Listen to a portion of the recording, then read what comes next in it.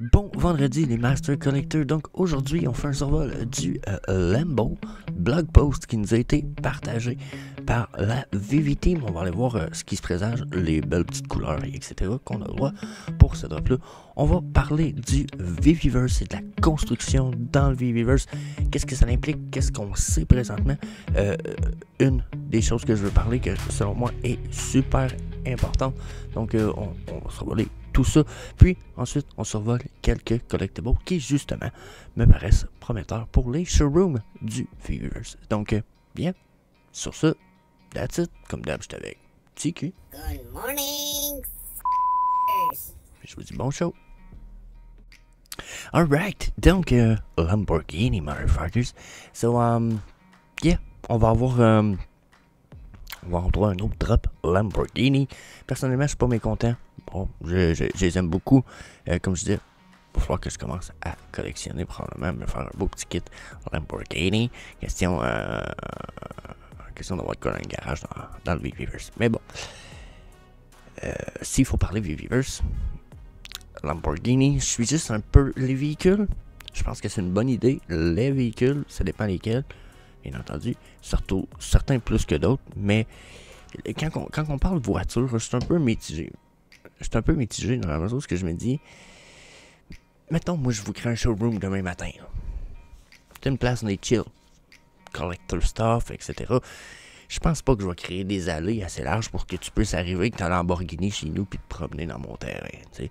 Et si t'arrives avec ton overboard ou peut-être. Mais que ta Lambo, ça se peut que tu sois comme entouré de tellement de monde que t'aies pas de place de promener avec ta Lambo, que ça soit weird. Donc, yeah, I'm not sure about that, mais ça n'empêche aucunement que ce sont des pièces incroyables, interactives à part de ça. Fuck yeah, I like it. J'aime le nom, les Murcielago. Oh my god, c'est nice. Donc, yeah, blind box, 30 listes avec ta waitlist comme d'hab, interactive. On va avoir une belle petite orange. Elle est pas laide. À comparer de l'autre orange, on dirait qu'elle a un plus beau orange, un petit peu, hein. La Diablo, déjà, c'est un modèle des années 90, si je me trompe pas, donc c'est quand même pas récent. Mais on dirait que l'orange est plus orange brûlé sur celle-là. Paraît un petit peu plus beau, hein. On va se l'avouer, quand même. Donc, blablabla, catapulte, 0 à 60 en 3.2 secondes. 2009 version pour notre belle petite copie ici. Non, je pense que 2009, c'est acceptable. Autant maintenant que moi je suis sur le pinceau, je suis désolé tout le monde. Donc, bien, je pense que ça va faire un bon petit drop à ce prix-là.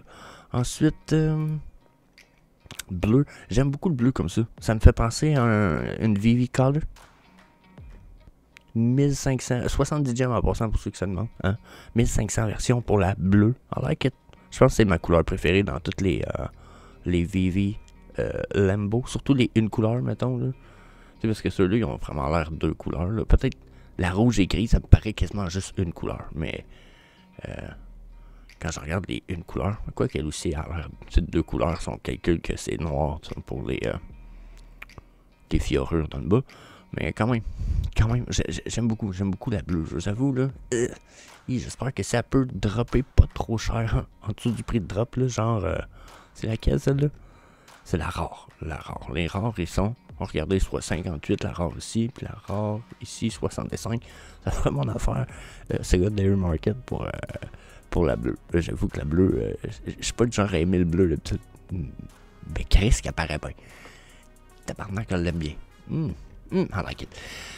Next, la blanche, celle qu'on avait déjà eu comme preview, puis on y va avec 999 éditions seulement, quand même très bien.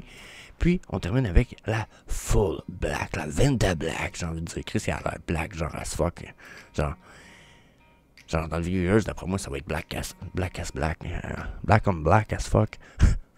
On va avoir un Chris pas lettre, mais pour vrai. 631 éditions, 70$ le gem, le drop, d'après moi, on va avoir des prix. Regardez, la Secret Rare ici, on est à 200. Puis l'autre, on est à 550. Il y en a combien? 640, celle-là, il y en a 640. D'après moi, on va tourner pas loin des 500 aussi pour la Huracan Secret Rare. Très beau modèle, pareil. Puis la ultra rare, vraiment, on va être dans les mêmes prix que les autres, un peu, justement. 185. Après moi, ça va ressembler à ça. Mais n'empêche que la plus belle, c'est la bleue. Donc j'espère que la bleue sera pas trop chère, personnellement. Parce que je participerai pas au drop. Je pense que 70 gems. Personnellement, j'ai parlé de quoi avec Davy hier. J'ai été sur la chaîne de Davy. Davy Poulain, j'ai été invité. On a fait un petit podcast. On a parlé un paquet d'affaires. On va en reparler tout à l'heure. 75 gems ici en ce moment, a même baissé de prix depuis hier de 10 gems encore. Je sais pas si j'achèterais pas ça à la place. Va falloir en reparler plus tard dans le vidéo. Par contre, là, il faut qu'on parte sur 101 pop. J'en ai parlé lundi, mardi, mercredi ou mardi, mercredi, je pense bien. Où ce que là, ils se préparent leur 101 Award, où ce qu'il va y avoir des awards qui vont être faits pour les dessinateurs des comic books exclusifs à Vivi. Ce qui veut dire, d'habitude, ce sont les rares et ultra rares versions qui sont des Vivi Edition. OK? Puis il va y avoir des votes de fait pour savoir c'est qui sur les préférés des utilisateurs. Puis etc. Donc là, 18 de septembre, la liste des covers et des artistes choisis par le jury qui va être proposée pour les votes vont être émis. Ensuite, le 25 septembre, les votes vont commencer par la communauté. 1er octobre, ça va être la fin de la période de vote. Puis le 5 octobre, ça va être le grand révèlement des gagnants des Awards 101 Pop. Donc, je voulais faire un petit shout-out à eux. Très gros travail de leur part. Je pense que ça va être intéressant de voir ce qui se passe. Allez voir leur vidéo. Ils ont mis ça hier. Je ne veux pas écouter la vidéo complète. En plus, je pense qu'ils parlent en anglais. Pas certain. Mais je pense que c'est quand même une information pour quelque chose qui est super intéressant. Ils font team quand même avec VE Official pour tout ça.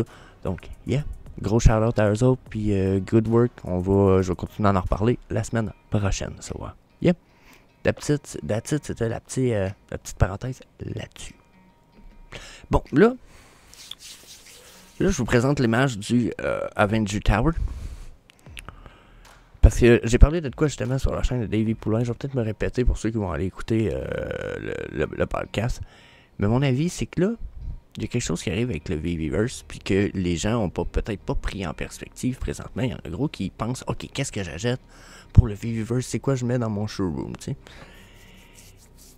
Puis il y a une chose pour avoir creusé un peu pour les infos, puis il y a une chose qui est très, très importante avec le Viviverse, c'est que demain matin, mettons que le Viviverse est sorti. Quelqu'un qui a aucun collectible est capable, même sans en acheter, va être capable de créer un des plus hot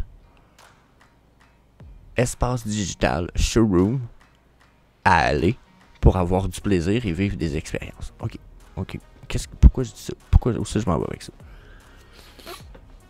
C'est que le Viviverse aura la possibilité de construire des espaces vraiment nice, vraiment cool, avec beaucoup de potentiel, beaucoup de jouabilité, beaucoup d'opportunités. Et tout ça sans prendre en compte les collectibles de vie.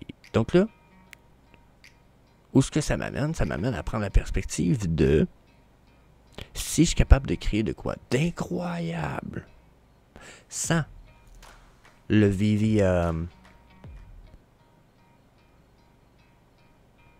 sans les Vivi collectibles.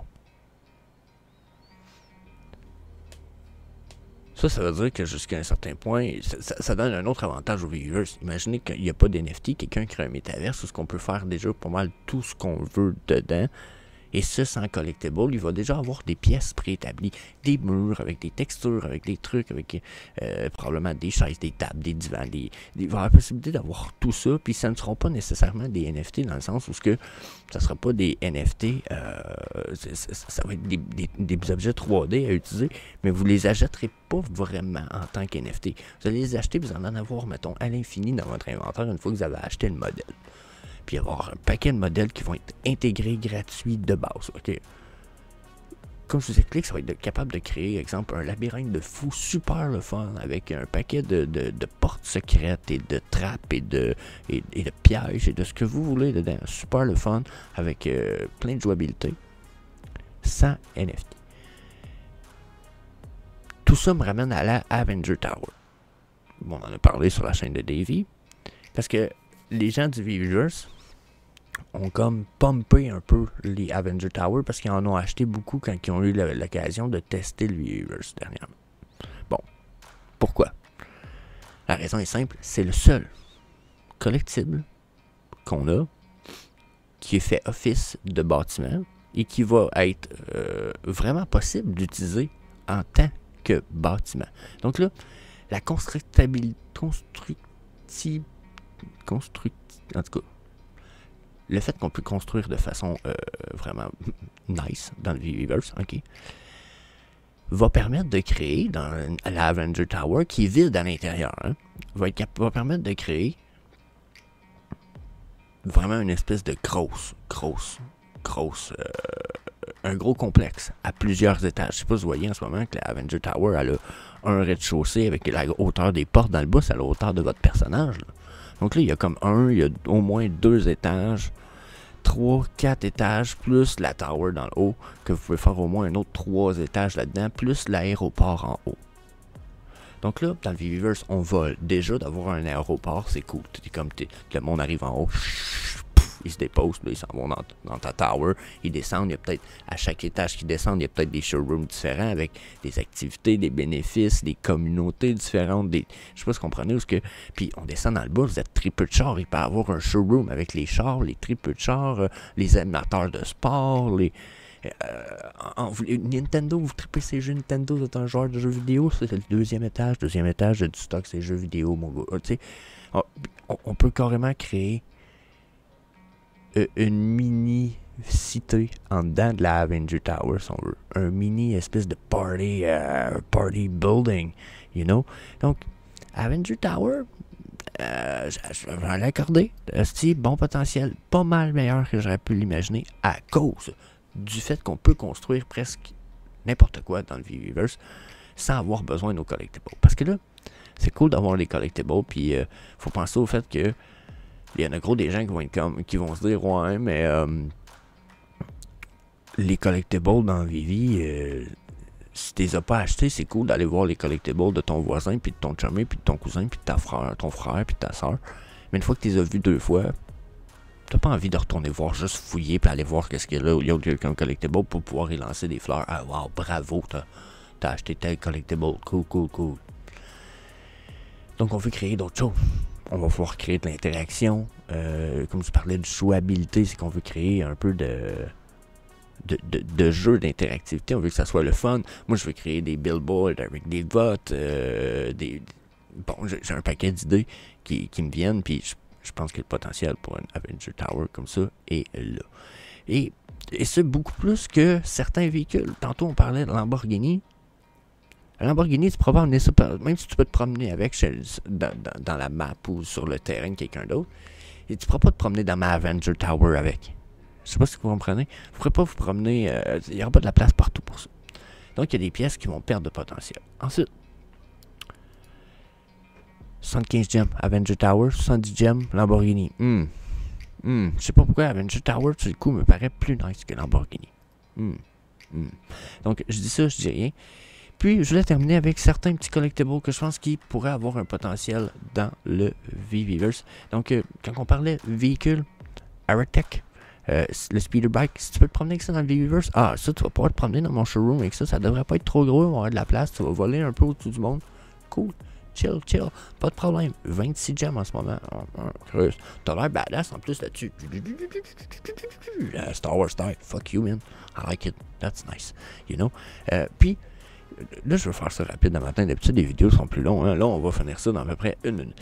Là, tous les petits véhicules comme ça, longboard, overboard, pensez à ça. Moi, je pense ça à keep in mind.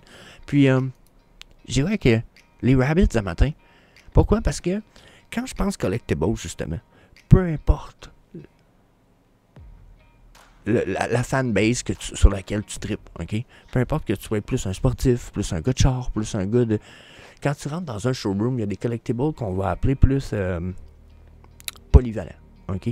Je pense que les Rabbids vont en faire partie dans la mesure où peu importe qui va avoir un Rabbids dans son showroom, tu vas être comme comique, tu sais, puis ou que ça soit dans un labyrinthe ou de quoi, tu te promènes, poup, il y a un Rabbids au bout d'un couloir, genre, puis je sais pas, quand tu tombes devant, t'entends il y a un truc qui se déclenche, puis t'entends les Rabbids se mettre à rire, avec le vrai rire des Rabbids, tu sais, ça crée une mini-expérience, ça crée quelque chose, plus c'est un exemple minimal, mais je trouve que ça peut quand même être plus acceptable que beaucoup d'autres pièces. Tu sais. Si t'aimes pas Batman, puis que t'arrives dans une place, puis qu'il y a plein de Batman, ok, cool, Batman. Mais s'il y a un Rabbids du 2, on dirait que ça évoque un petit sourire, un petit quelque chose. Hein. Je trouve plus polyvalent. Puis les prix sont bons.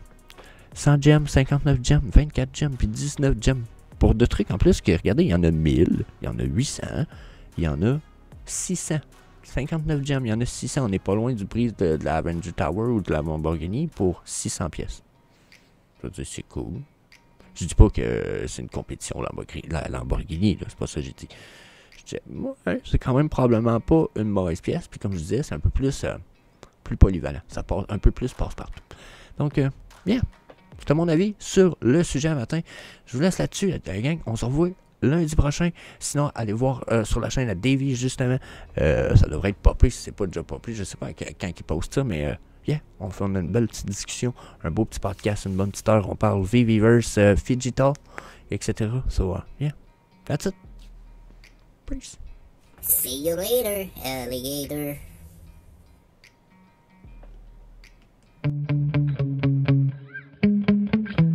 Yeah. Sometimes I get so mad, there's no controlling me. My thoughts get so bad, I'm like, I might grab a bat, I don't know. My wrath, my blood boils over like, oh God, here goes. I lost all feeling from my head to my toes. You said some shit that I can't let go, so just stay tuned.